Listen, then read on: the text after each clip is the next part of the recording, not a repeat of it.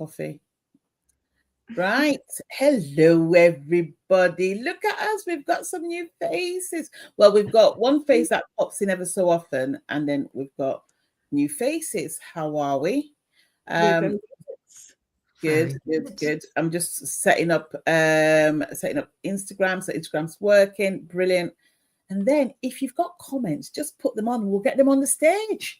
How's that? So my name is Victoria Dioh. Everybody else who is normally a co-host, one's in court as a magistrate. The other one's, I think, somewhere speaking on stage.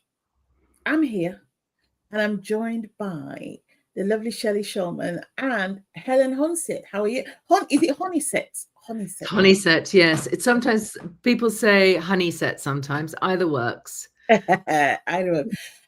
Do you want to introduce yourself, Helen, please? Absolutely. So I am the CEO of Defy Expectations, which is a leadership development company that focuses on love leadership as a methodology to drive both results from a business and a human perspective. So really making sure that everyone is set up for success in the long term, not just for short-term financial gain. Beautiful. I love that. I love what you do and stuff. It's like it's so aligned with what I do and stuff. So it's just so cool to have you on. I'm glad I say no to the opportunity. Yay. And Shelley Shulman, do you want to tell us what you do, my love? Hello, I am Shelley Shulman. I am an online business and tech expert. So I help people who are moving into the online space grow their businesses by telling you how to actually do the things, not just telling you what you need to do. Fantastic. And my name is Victoria Dioh. Now, I look after you if you've got the success. So maybe you've made the money, you've got the promotions, you've got the status, and then you realize that something's missing. That's where I come and hold you. So I hold a space for you there, and I help you using intuitive tools and techniques so that you can fall in love with your life again. So you're in good company. Now, we were talking about this yesterday, and it's been playing on my mind for quite a while, but there's a lot going on around leadership, a lot. And I thought I really wanted to talk about this. One, because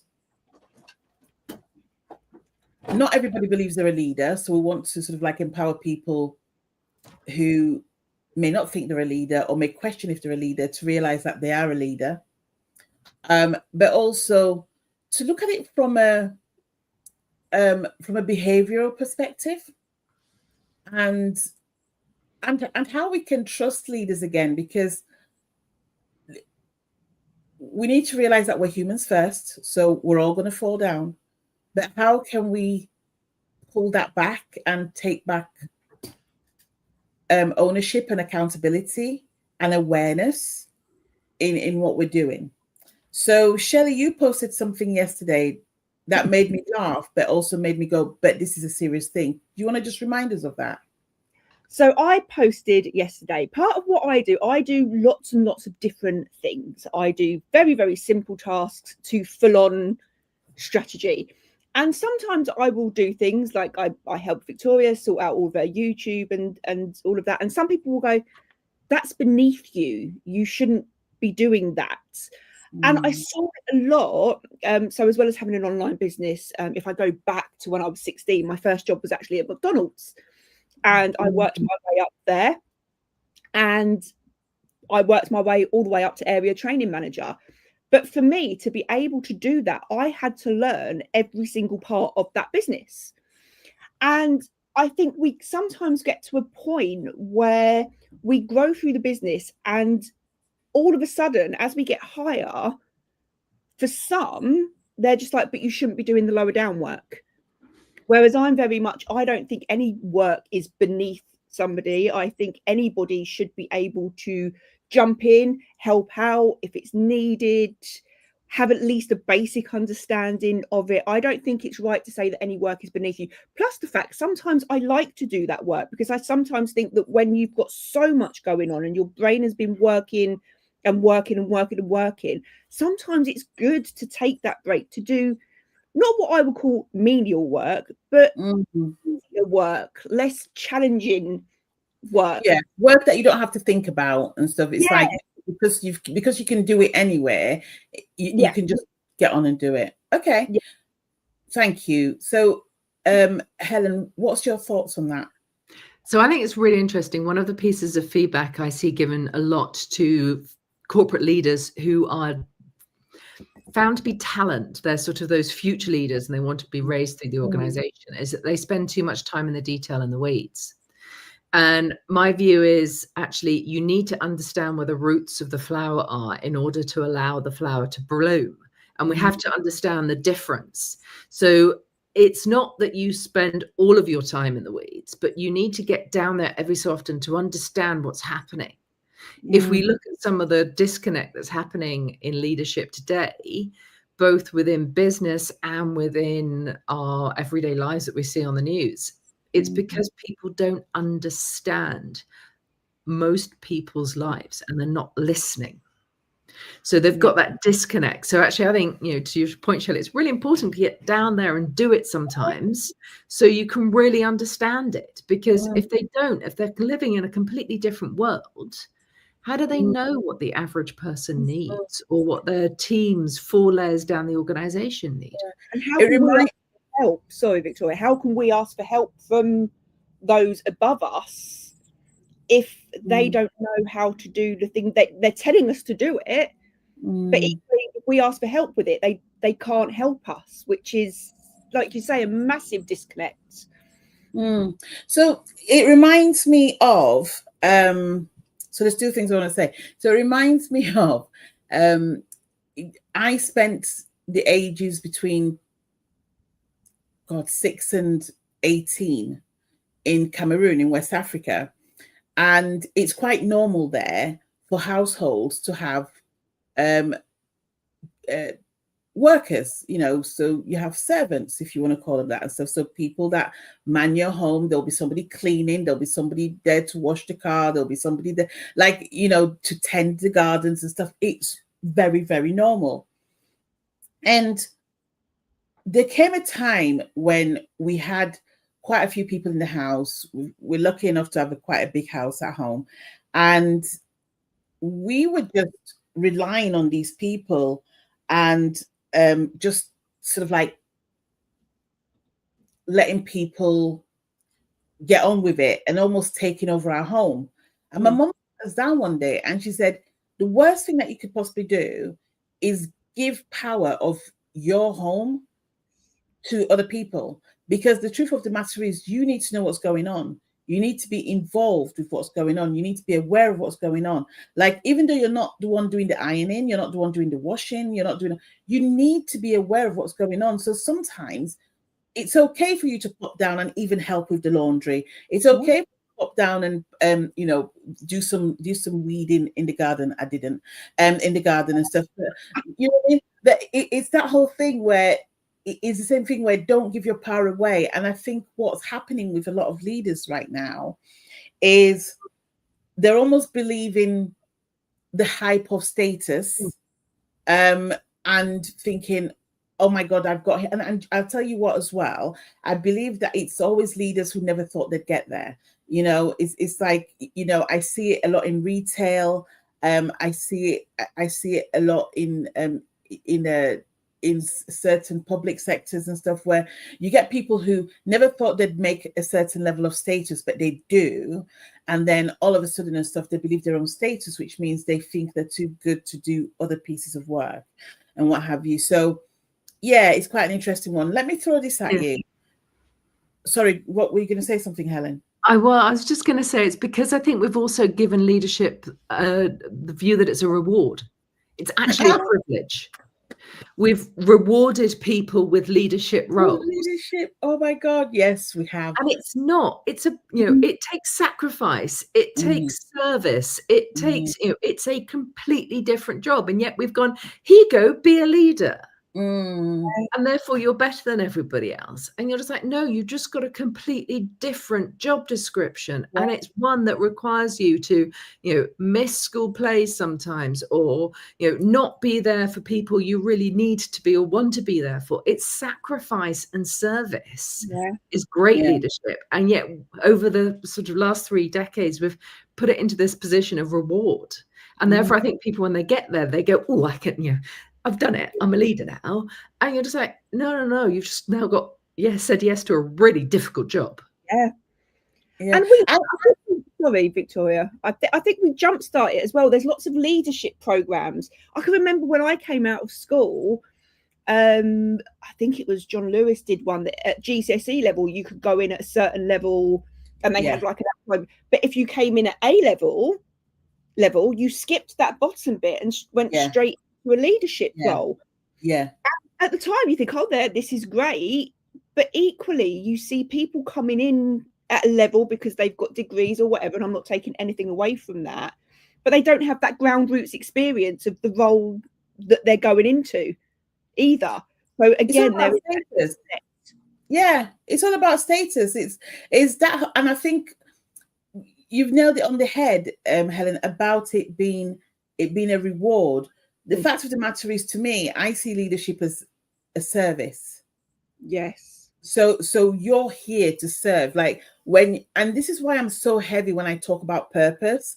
Find your purpose. Know why you're here, because you're more channeled into service than status. You know what I mean? Like, a lot of the time, people believe that because they're good at something or because they've got certain results, then they're leaders. And actually, people do follow, but there's a difference between being a leader and embodying leadership. And I feel like if you don't embody leadership, then you tend to let your followers down more often than not. Yeah, and you're more attached to your title, I think. Yeah.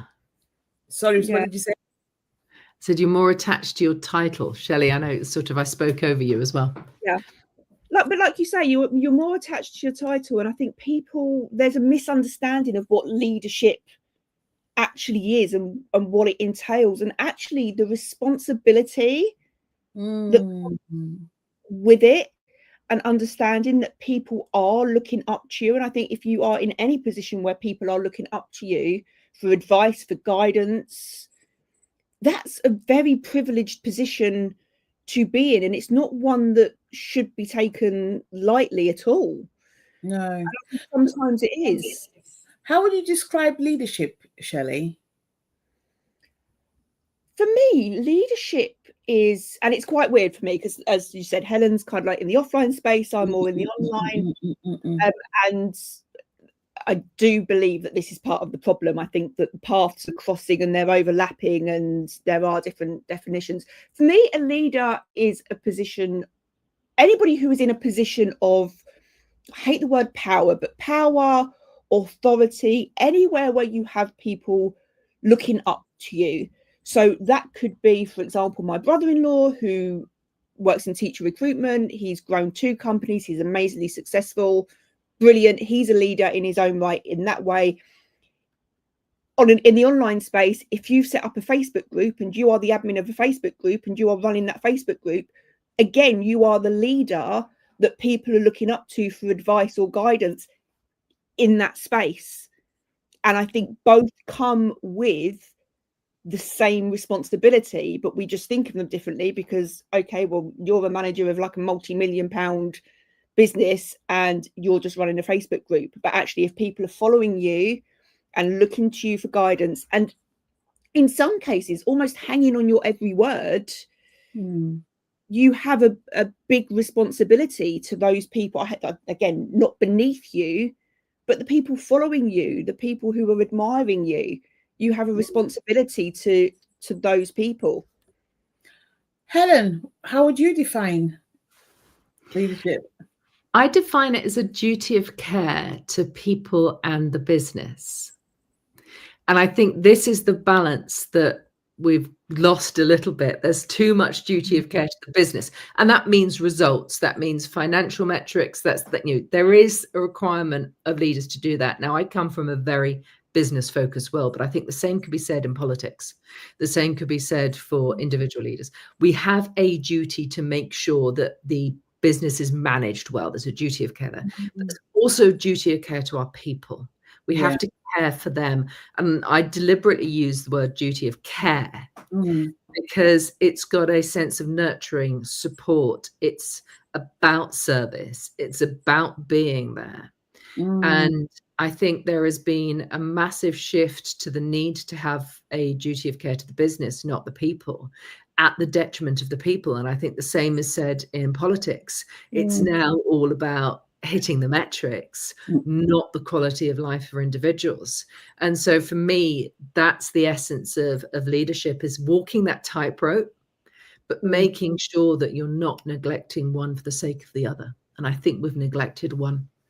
100%. See, I see leadership as a responsibility for the well-being of a particular entity. That's how I see leadership. So, and it's a responsibility that sometimes you don't even realize you have. So I know that when I speak to my audience, some of them go, "Oh, I don't think I'm a leader." And I'm like, "Well, you are, because you either own a business, or you run a team, or you run a household, or you know, somewhere in your life you are in charge of something, and whether you like it or not, you are a leader. Whether you choose to receive that leadership is a different matter, but as soon as you are responsible for a particular outcome, then you're a leader.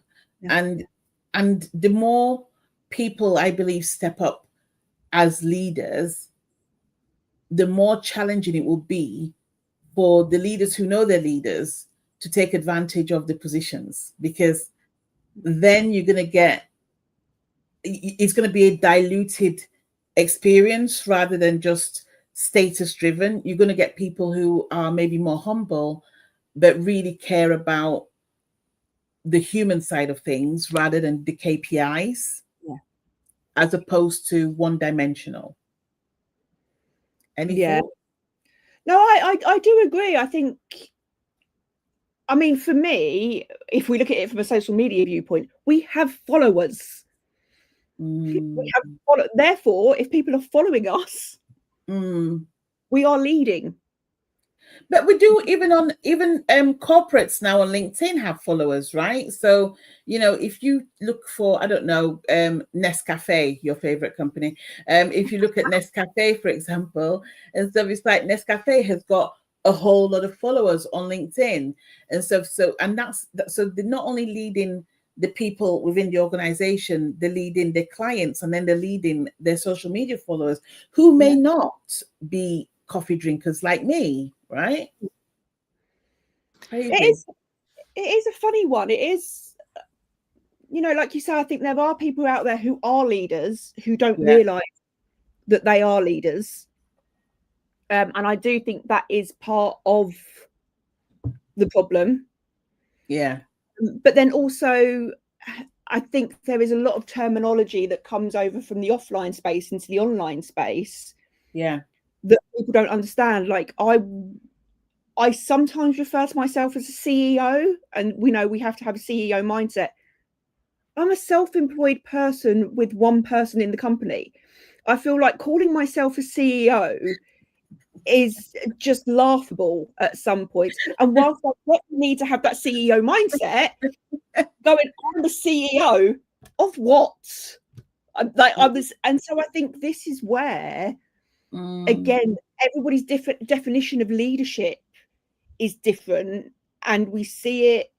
You know, I've seen it. I've worked in hospitality. I've seen managers come in who just won't do the stuff. They're just very much focused, like you say, the KPIs, the labour, we have to send staff home because the labour's too high, without thinking about, okay, well, if we're sending people home, they're now losing wages.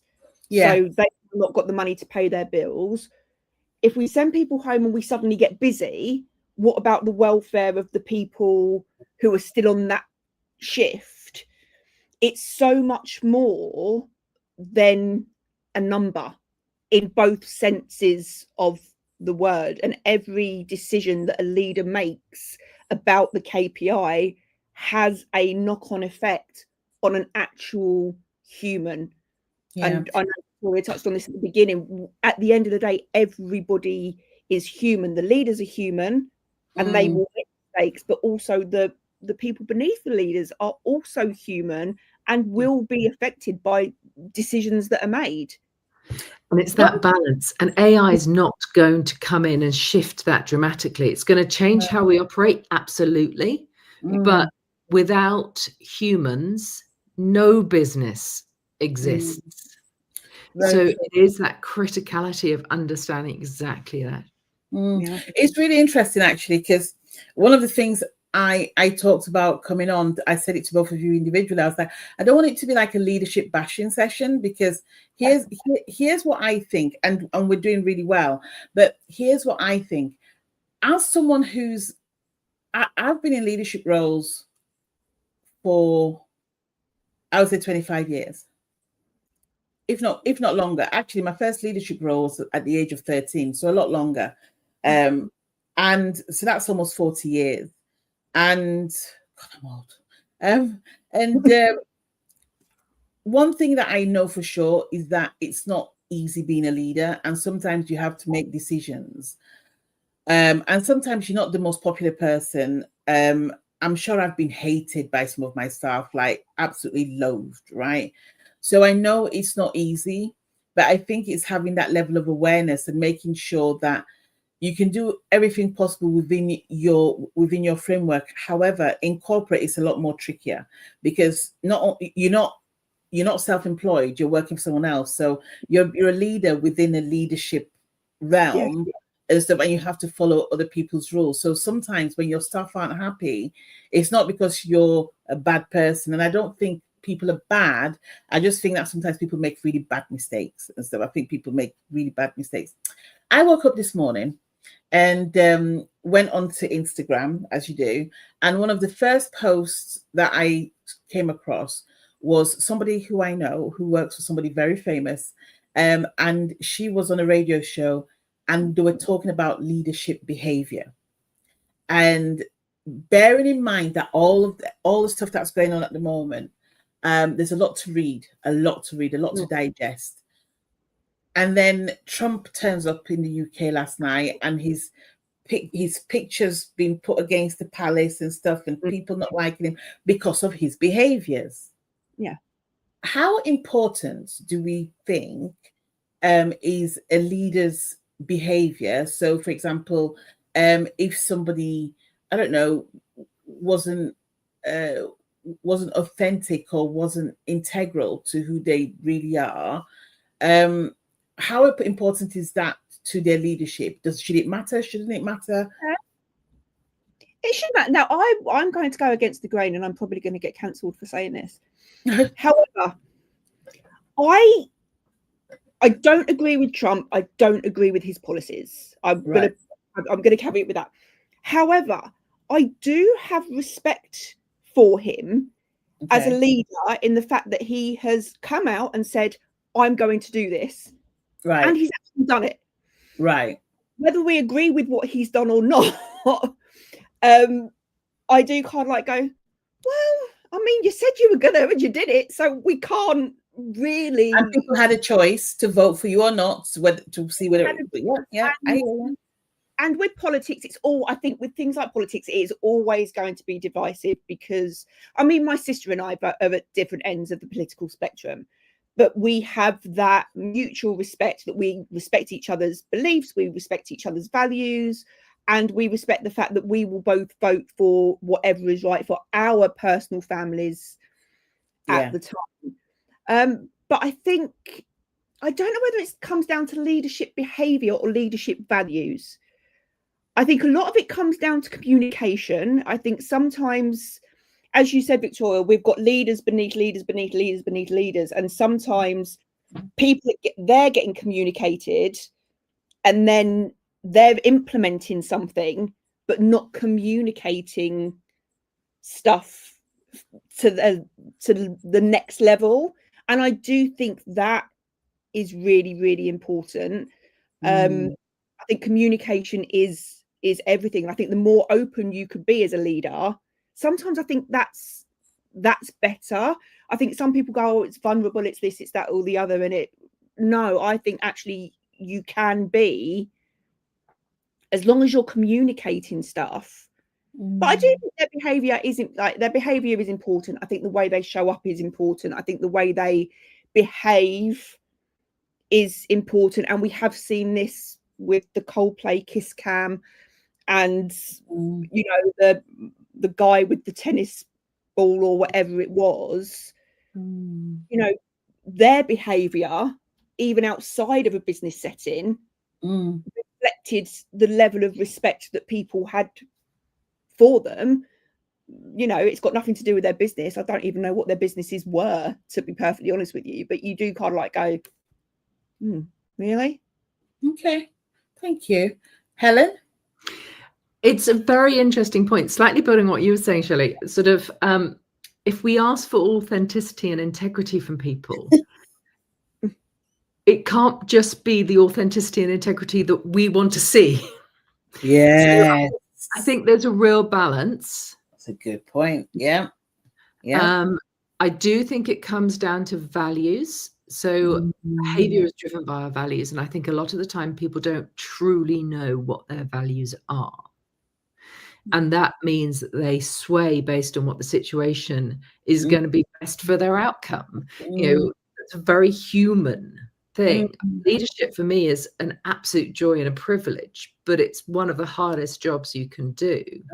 But it's still being done by a human, and therefore we're all completely fallible and open to having horrific days every so often. So it's finding that balance where we can be authentic. But also one of the things with leadership is then knowing when we sort of need to put that mask on a little bit and be who our people need us to be.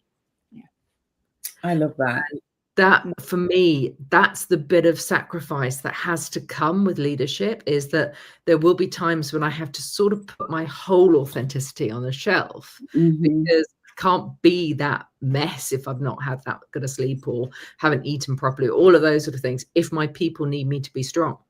And I think that's the balance. But really sort of not demanding someone's authenticity fit my box of okay is really important as well. Do you know what? I love that you said that. It's that whole thing where I remember when I was a lot younger and boys were the topic of conversation, and you'd go, well, what sort of guy do you want to meet? And you go, he's going to have this, he's going to have that, he's going to have this, he must be this, and he must be that, and he must be that. And then somebody puts it in the spanner and goes, so who do you need to be for them to be that? It's almost like, if they're authentic, are you authentic? If you know, it's almost like it can't just be one-sided either. It has to be a mixture of both. But also, we're talking about the Obamas recently as a family, and we're saying there's stuff that they do, that they must have done, that's not integral, that they've had to do to get to where they are, even though they're very loved. And that's putting that mask on and going, do you know what, I'm going to put my integrity on the shelf whilst I do this for the people, and then come back. And the risk is you may get attacked for it and cancelled for it. But being a leader, I don't think there's anything like a clean leader. I think a leader has to be, sometimes a leader has to, you know, take one for the team. It's really funny. I don't know where I was watching this, and it was about somebody making a decision, and it was either pull the plug and have a zillion people killed, or pull the other plug and have a couple of people killed. And people were attacking this person and saying, oh, but you made this thing and lots of people were killed. And just like, I get it, but if I hadn't have made that decision, then more people would have been killed, and I had to just contain it. And I think there's the containment part of leadership as well. I don't believe there is. I like to believe that everybody has a reason why to do it. One thing that I have an issue with, and it goes on both ways, is the emotion. I believe that an emotional leader and an emotional follower just don't work well together. Because if you're an emotional leader, you're going to run with your emotions. So what you say, what you do, how you act, and everything else is always going to be based on emotions. And your followers, if they're emotional, they're always going to get peeved and triggered by your leadership and what have you. So again, Helen mentioned this, was about doing your due diligence to know who you follow, and making that choice and going, do you know what? I think you're an amazing leader, but our values don't match, and I know you're going to wind me up. So I'm not going to follow you.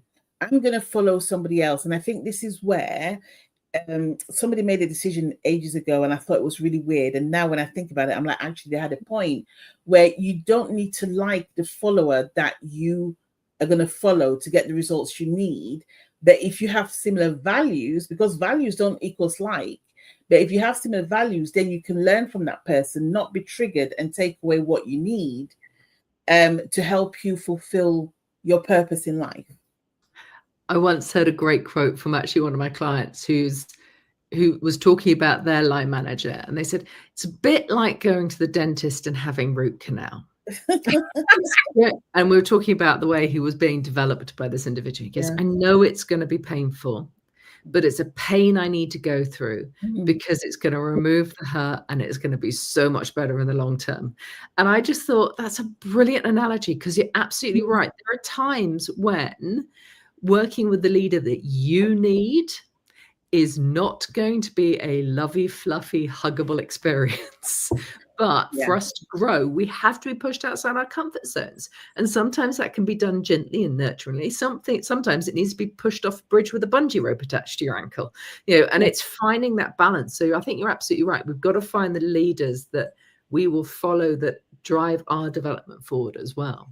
Yeah. And as a leader, I think it's people understanding what your followers need as well. So some will need, or I know, so going back to my brother-in-law, for example, he is a great employer and leads brilliantly, employs family, I know because my daughter works for him, but also employs non-family and treats everybody the same. But he also understands what each person needs. So he understands that some people need that firm, like, word, whereas other people need more coaxing, need more gently, softly to get the best out of them. And I think that's important as well. I think probably more in an employment leadership space rather than like an online space. But I do think that's important. I think it's that mixture of both, isn't it? Going, actually, you're just not. And I've left. I worked in a pub many years ago, and I left. I went, do you know what? You are literally not the employer for me. I couldn't stand the way she spoke to me, so I left. I just went, you're not my person. That's absolutely okay. I think to do that, to know who you are following. So I think there is that mutual responsibility. Yeah, but equally, I feel like followers or staff should empower themselves and be able to speak up and go, do you know what? I don't like the way I'm being managed, and I can go and look somewhere else. What tends to happen is the followers stay no matter what. The employees stay no matter what. So they'd rather put up with the bad behavior than actually taking it upon themselves to find new leadership. And actually, when you realize that you're a leader within yourself, you can actually go out there, and there's so much choice out there because everybody who's an employee or a follower is hoping to use whatever platform is available to springboard themselves into something better. So having leadership that doesn't give you that is almost like being given a plate of food and you're not being allowed to eat it. And also accepting that you're a child. Yeah. And I think this is the really interesting thing. We are all adults. We have self-responsibility, and it is our job to look after ourselves. Yes. And yet so often in organizations, I see people look up and go, Mummy, Daddy, look after me. Oh, like, come on, guys. Oh my, I'm so glad you said that. Do you know where I see it happen most? I see it happen in hairdressers and nail salons and stuff. I see grown women, like women turn into little girls. Oh, and also like in online spaces, and also in what do you call them, exercise studios. They just all turn into girls and gossipy, and it's cringeworthy to watch, because you're like, what happened? I just saw you drive up with a a Jaguar, God knows, FX or whatever it's called and stuff, and pull up, and you've got kids in there, and you just turn into a child. Yeah, I see it quite a lot in the corporate world, where people look up and go, but the senior leadership aren't doing this, so why should we? And you're like, okay, they may not have been given the opportunities that you are currently having at your level of the organization, which is possibly why, by the way, they've put these programs in place. B, they are human. And C, they've got a really different job and therefore different priorities to you. So are you going to be a self-responsible adult and go, okay, this is how I'm going to behave because I know this will drive the best results for my business and my people?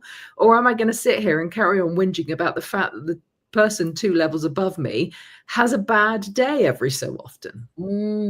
There's it is amazing.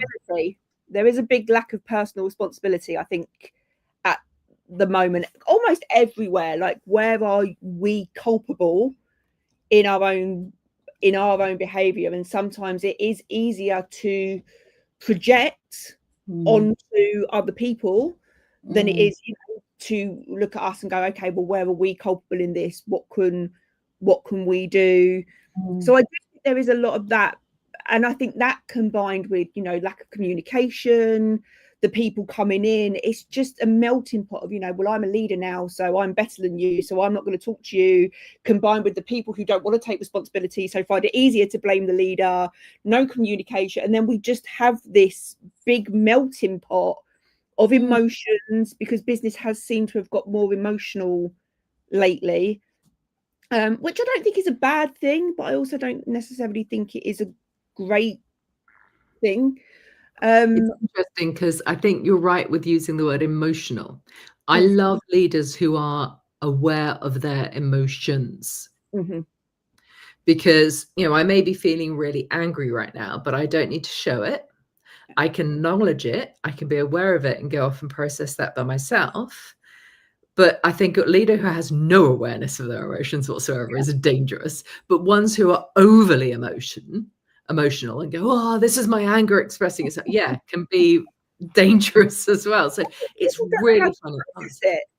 I do think we don't know how to process it. So I know I've got so much better at processing my emotions. It's taken me a lot of time to recognize and go, I'm angry today, I'm upset today, and having those tools to be able to take a step back. So if I think of it like a household, I will say to him, I'm going to go and sit upstairs for 15 minutes because I just need that to be able to come back and be a better person.